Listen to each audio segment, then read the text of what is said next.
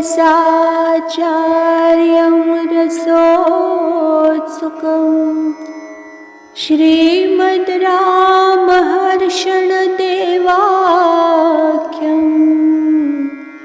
सद्गुरुं प्रणमाम्यहम्।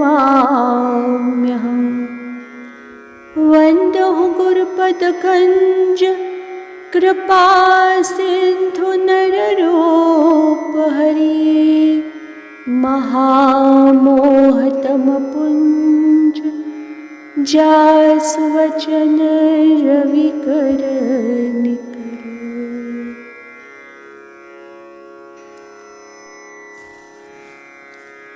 अगले भाग में प्रवेश करने से पहले गुरुदेव भगवान समझा रहे थे कि शरणागति 6 प्रकार की होती है, जिसमें हमने श्रवण किया कि शरणागत चेतन को शारण्य के चरणों में आत्मसमर्पण कर देना ही शरणागति है।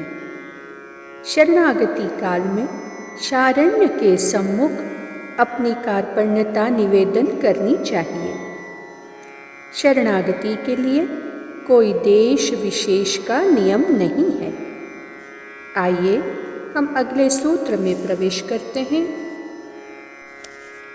सूत्र संख्या 40। प्रपत्तिः कालस्यापि।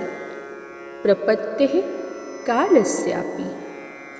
सूत्रार्थ: प्रपत्ति करने के लिए कोई काल विशेष का भी नियम नहीं है।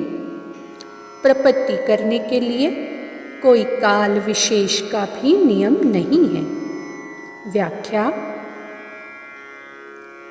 यथा अन्न की अप्राप्ति दशा में कई दिन से भूखे पुरुष को जिस समय अन्न मिले उसी समय प्राण रक्षा के लिए उसे पा लेना चाहिए, तथा प्रपत्ति करने के लिए कोई वसंतादि काल का नियम नहीं है। किसी भी समय प्रपत्ति की जा सकती है, यही विधान है। यज्ञ दीक्षा एवं और अनुष्ठानादिकों के लिए शास्त्र में वसंतादि शुभ समयों का नियम है। श्री द्रौपदी ने बिना स्नान किए असमय में ही शरणागति की थी। श्री विभीषण जी के शरणागति काल में सुग्रीवादि सभी वानरों ने विरोध किया कि यह आपके भार्यापहारी राक्षस रावण का भाई है और आदेशकार यानी असमय में प्राप्त हुआ है, इसलिए इसे शरण में नहीं रखना चाहिए।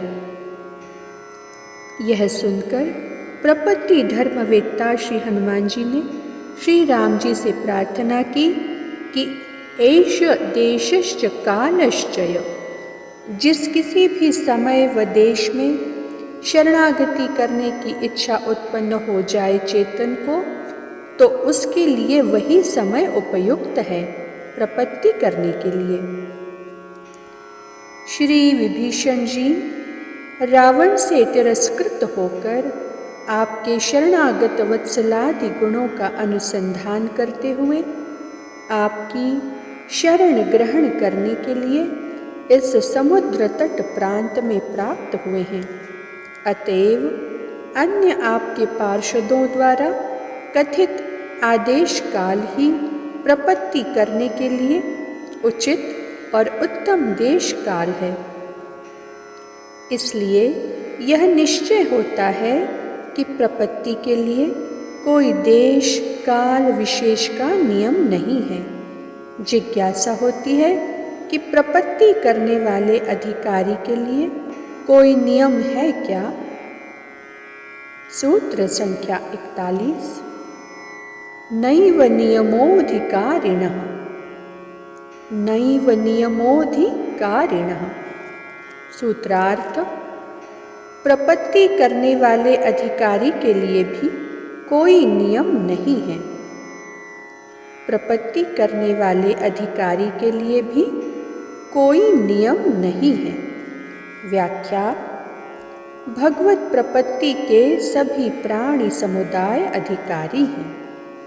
किसी भी योनि, वर्ण, आश्रम एवं बाल वृद्ध, स्त्री पुरुष, नपुंसकादि भेद से भावित चेतन परम प्रभु की शरणागति लेने के अधिकारी हैं।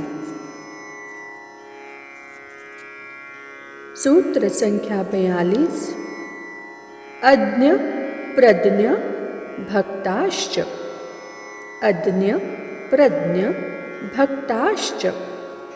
सूत्रार्थ: अज्ञानी, विज्ञानी एवं भक्ति प्रिय भक्तादि सभी भगवत प्रपत्ति कर सकते हैं। अज्ञानी, विज्ञानी एवं भक्ति प्रिय भक्तादि सभी भगवत प्रपत्ति कर सकते हैं। सर्वे प्रपत्ते अधिकारिणा जनः शक्तः अशक्तः अपि नित्यरंगिणः। अपेक्षते तत्र कुलं बलं च नो, न कालनियमो न हिं शुद्धता च।